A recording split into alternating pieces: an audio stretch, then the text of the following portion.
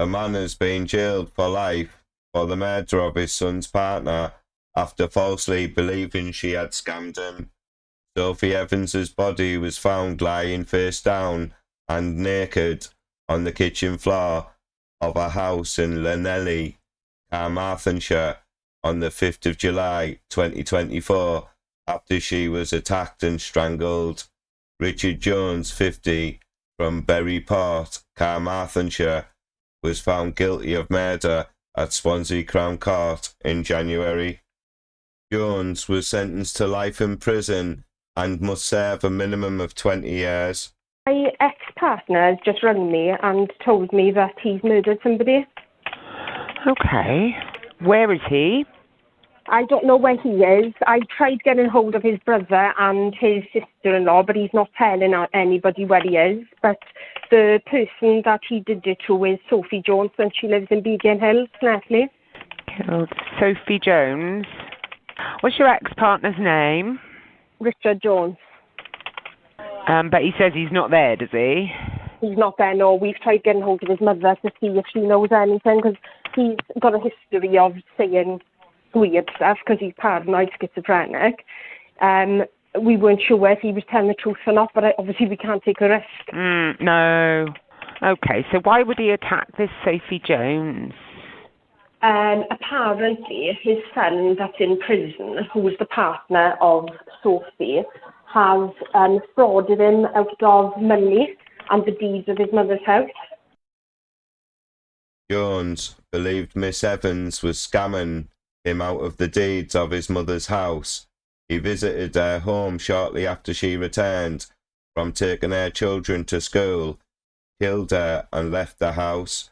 At the trial, Jones admitted manslaughter with diminished responsibility, but denied murder, saying he believed he was being financially taken advantage of by the victim and his son.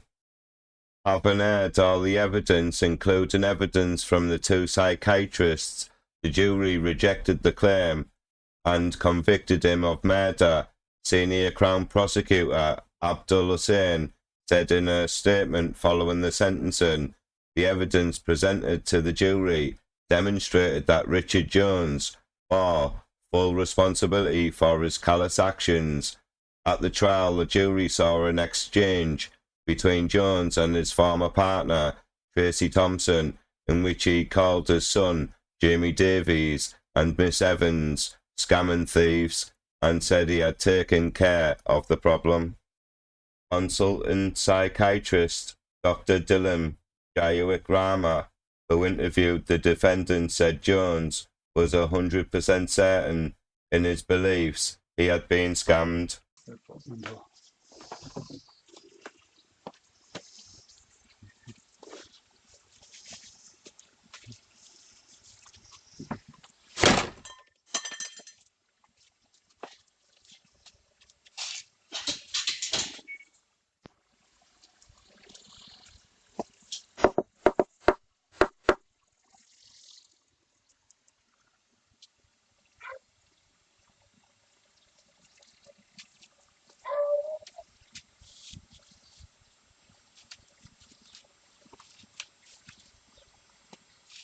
I thought I sent a text. I looked at my phone and I haven't sent it, so that's why I phoned you.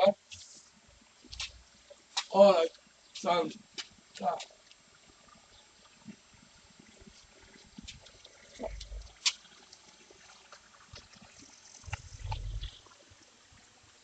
The court heard Jones told officers he had been taken to a solicitor's office by Miss Evans to sign forms, leading him to believe he had signed over the deeds to his mother's house.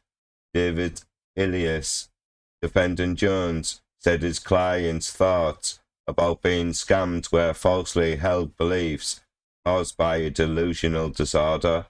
Mike Jones, prosecuting, said Jones was not experiencing significant emotional distress at the time of the murder and showed callous indifference to what he did to his victim. Mr. Jones also told the jury the defendant had, by his own admission, a historic short fuse and on the day of the incident had lost his temper attacked Sophie and strangled her, causing her death. During the hearing, Kerry Quinlan, Miss Evans's sister, read a victim's statement on behalf of the family and said her death had changed our family forever. She was the rock of our family and the best mum, she said, describing her murder as a cruel and senseless act.